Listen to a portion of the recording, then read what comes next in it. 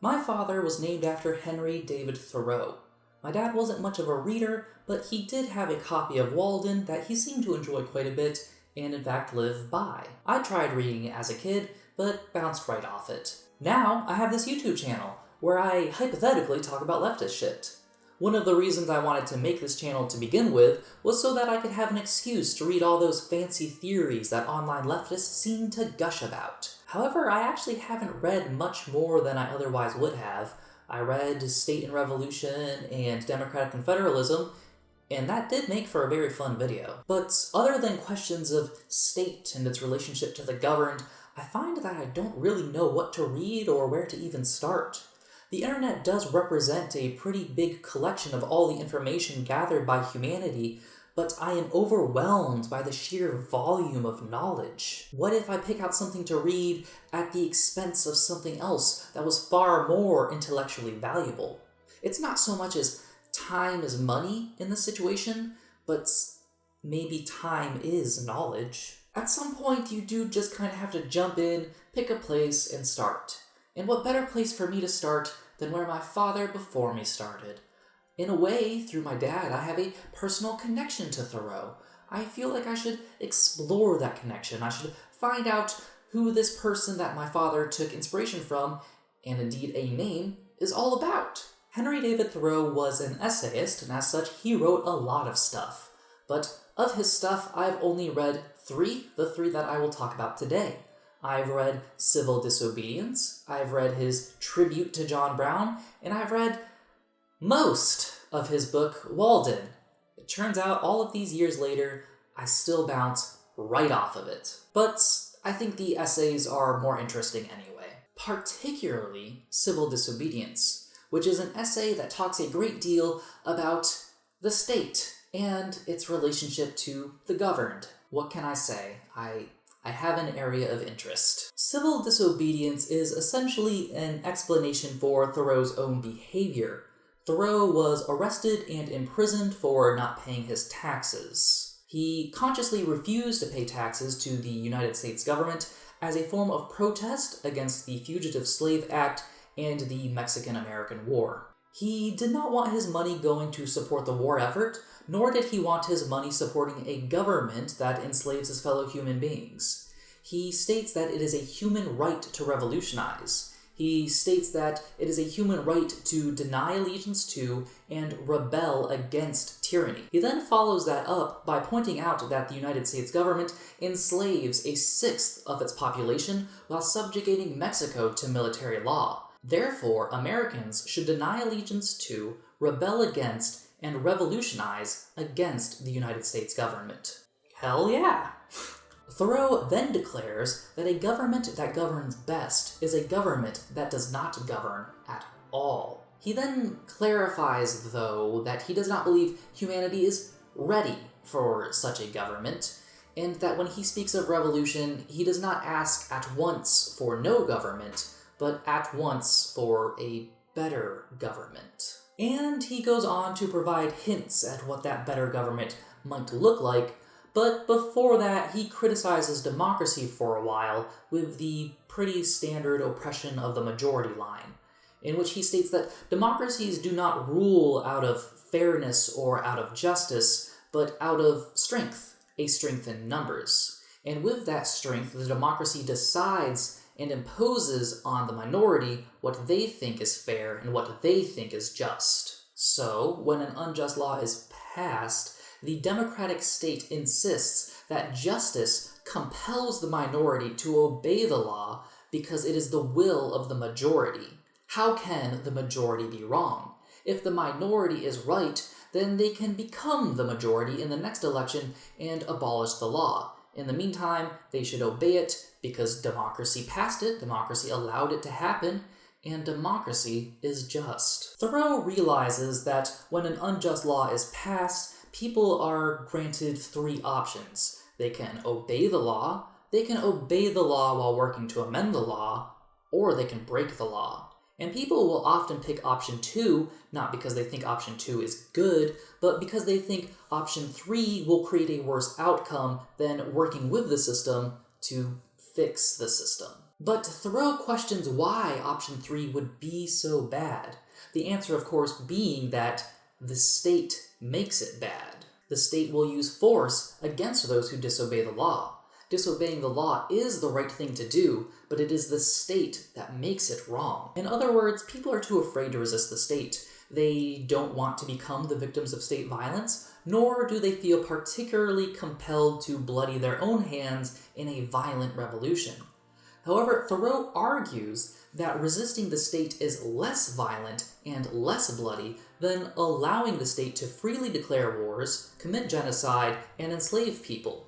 That when you support the state, you have all the blood of the state on your hands, and that if you resist the state, you'll have less blood. He admits that democracy is better than the forms of government that preceded it, that democracy is progressively better, but that it should not represent the end of progress, that people should not be satisfied with democracy as the final and ultimate form of government, but instead continue thinking on it and continue developing it. He then goes on to say that an enlightened and free state cannot exist unless it recognizes its individual subjects as an independent and higher power.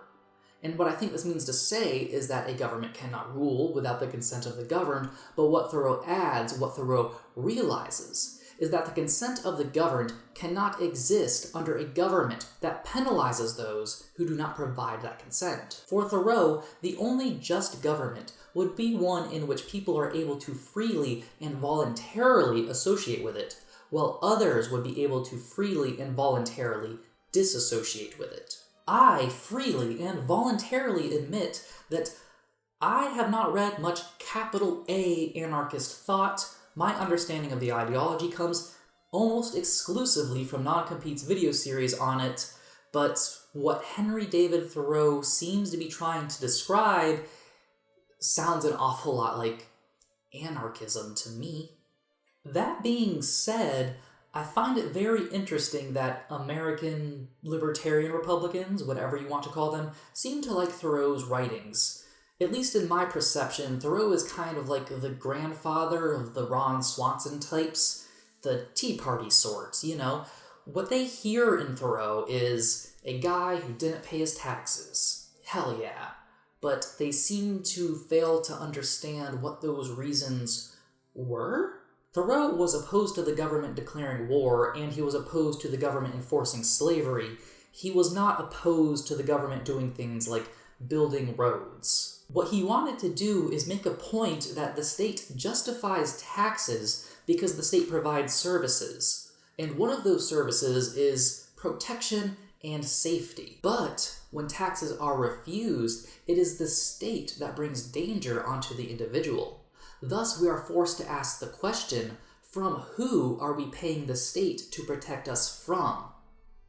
And the answer is the state itself. Thoreau did not consent to the protections of the state, and by withholding his taxes, he believed himself to be declaring a sort of war against the state, from which he wanted to separate himself from.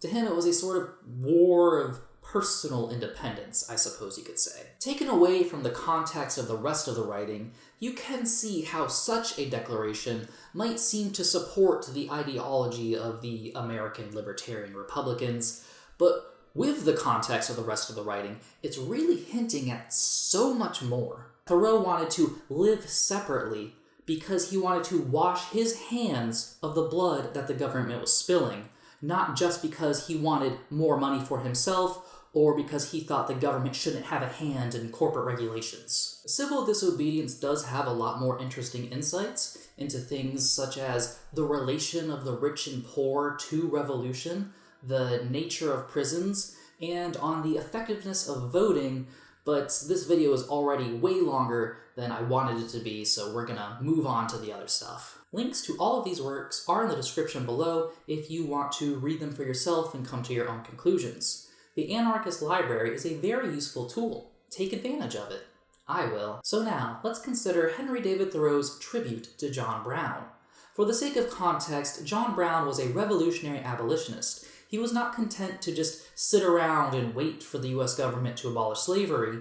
Of the three options, to obey and wait for amendment, or to disobey, he chose option 3 and disobeyed. John Brown attempted to ignite a slave rebellion, but was captured and hanged for treason. The media at the time cast him as a traitor for opposing the US government. Even abolitionists wanted to distance himself for fear that being associated with a traitor would damage the abolitionist movement. Thoreau's tribute to John Brown was basically him calling out his fellow abolitionists on their weak-willed bullshit. Today, it would have probably taken the form of a response video, or drama.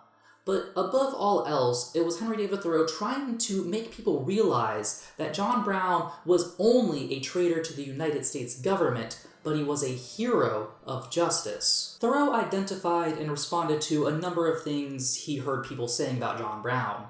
For instance, he heard one of his neighbors say that John Brown died as the fool dies, to which Thoreau replied, "You live as the fool lives." And holy fucking shit, I should have got some aloe out for this video. He heard people trying to argue that by opposing the United States government, John Brown had thrown his life away. But to that, Thoreau realized that by obeying the United States government, you had given your life to the United States government, and in doing so, you have thrown your life away. People ask what John Brown had hoped to gain by doing this, and that question upset and baffled Thoreau, as if John Brown had hoped to open up a business and make money. But nevertheless, Thoreau did respond that whenever you bury a hero, you plant a hero. And where you plant a hero, a crop of heroes will spring up. John Brown did not rebel for profit.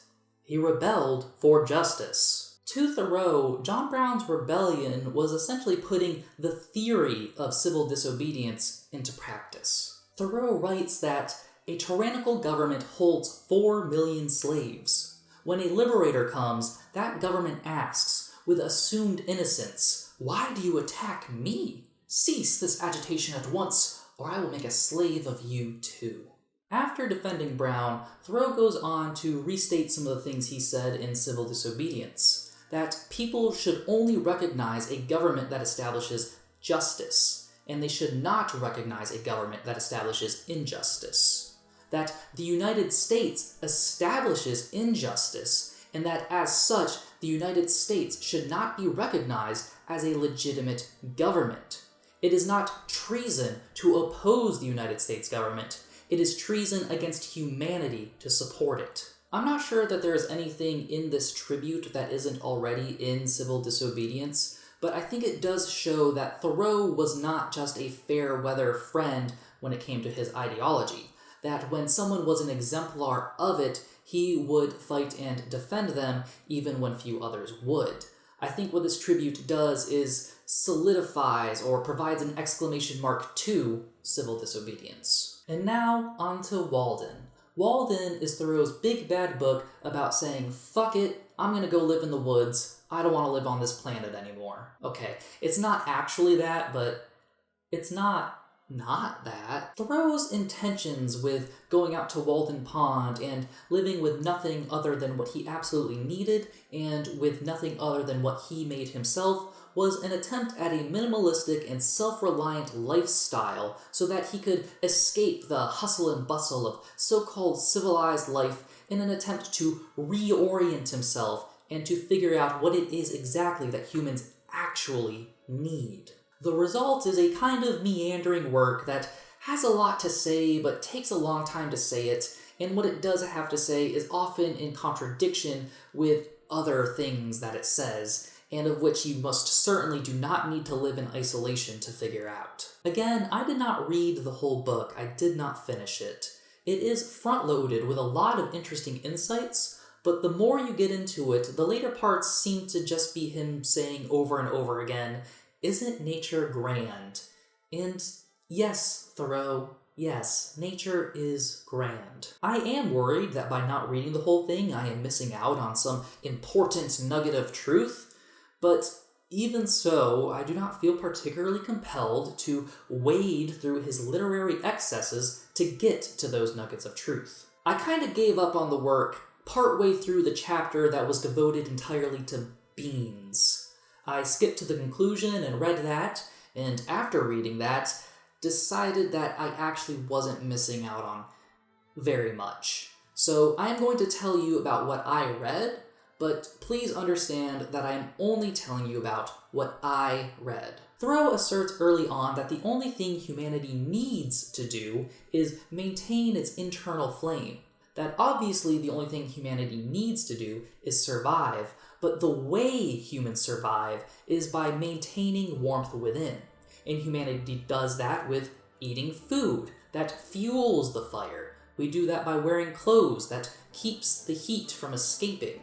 And we build shelters that keep us dry when it rains or keep us out of the cold of winter. That's it. That's all humanity needs to do. Everything else is excess. And from that point, Henry David Thoreau is able to make some very interesting conclusions on a number of things. For instance, what's the deal with fashion? Some people think clashing stripes is a fashion faux pas, but I think it's a fashion fuck you. Thoreau remarks that clothes are used in certain climates to maintain the internal flame, but they are also used to mark status. What benefit does status have to humanity? The divide between the rich and the poor does not help maintain the internal flame. Rather, it just makes people miserable. He says that a poor man considers himself poor even when he has a hat, because he cannot afford a crown. He seems to be saying that the divide between the rich and the poor is only a matter of perception.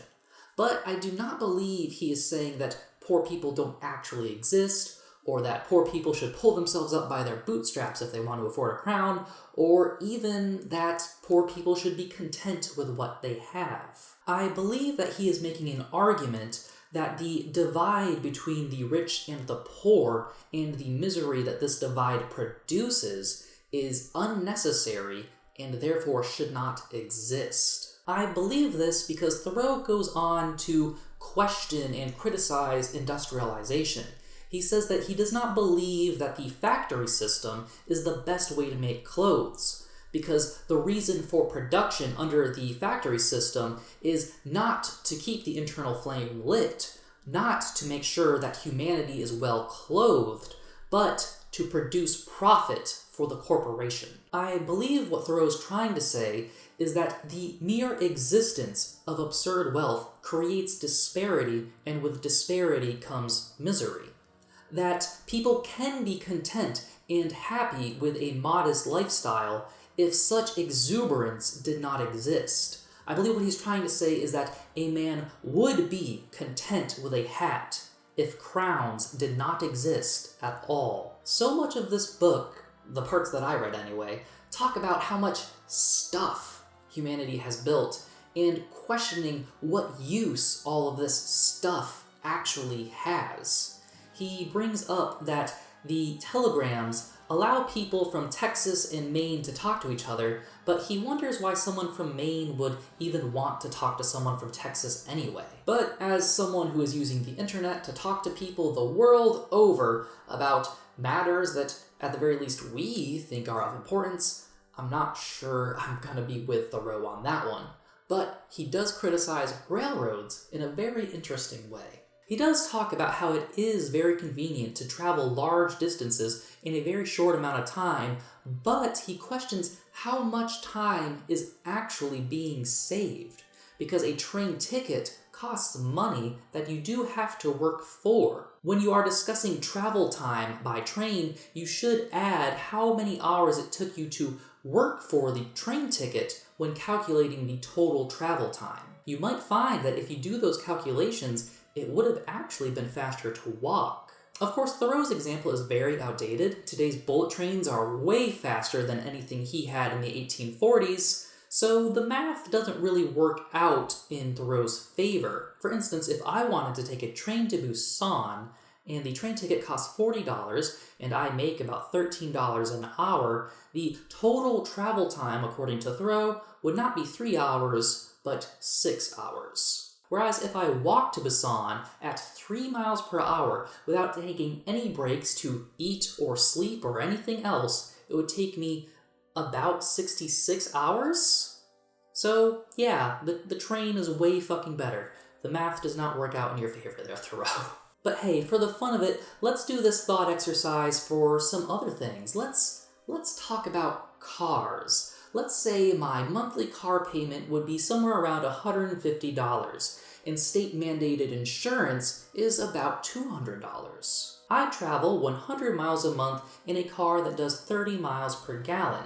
Gas costs about $3 a gallon, so that's about $10 a month. Overall, the car expenses are $360 a month. Working at $13 an hour, I pay for that in 27.69 hours.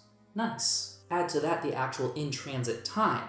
100 miles at about 45 miles an hour is 2.22 hours. So overall, traveling 100 miles a month by car takes me 29.91 hours. If you'll allow me, let's just round that up to 30. If I were to walk 100 miles a month at 3 miles per hour, it would take me 33.33 hours. So every month, by using a car, I'm actually only saving myself a little over 3 hours. The car still wins, but not by as much as you'd think.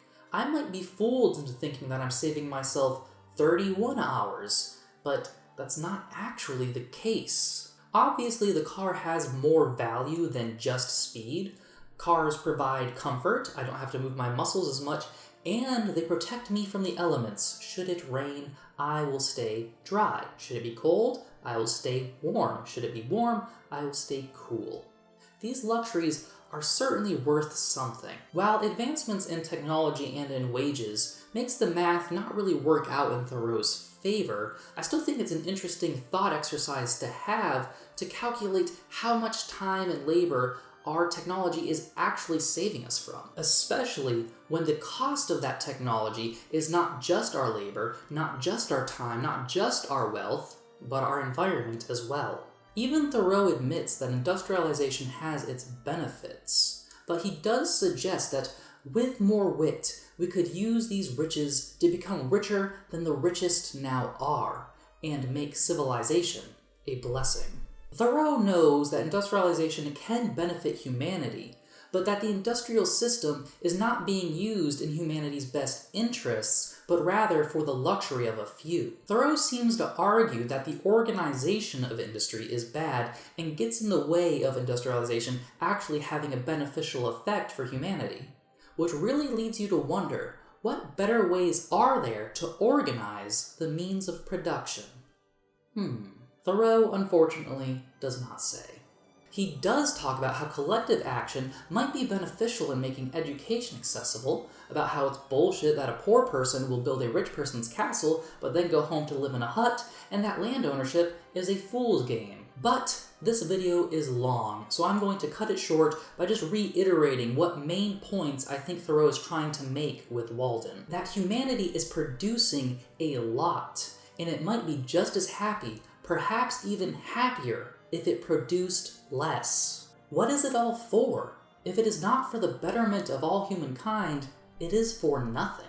Our obsession with the material is absurd, that we have our eyes too focused to the ground, and in doing so we have forgotten what is truly important, keeping the fire lit.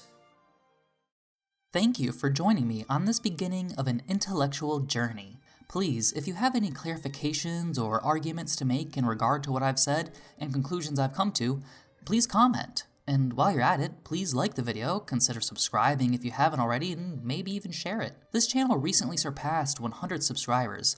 I would like to make a thank you video. The best idea I have is to copy what others have done and answer questions. So please, ask me questions. I set up a Curious Cat account, the link to it is in the description. If I have enough questions, I'll do the video. If I don't have enough questions, I'll still do the video, but I'll have to think of something else to do. Anyway, I do have some other videos and creators to recommend. Please check out How to Unionize Your Workplace by Another Slice. It's a very easy to understand and practical guide to, well, organize your workplace. Of course, to do so, you will have to talk to people. Luckily for you, Valium Sadfem McDouble made a video entitled How to Talk to Normies. How do you talk about how capitalism, imperialism, and all that stuff are destroying our lives and the world? Watch the video and find out. And what of those who have nothing to say? Consider a video by The People's Bayonet. Arguments for capitalism are mostly bullshit. If you want some talking points and explanations for why capitalism is bad, this video has them, so there you have it. A video about what to say, how to say it, and how to act on it. You're all set. Congratulations. Thank you for watching.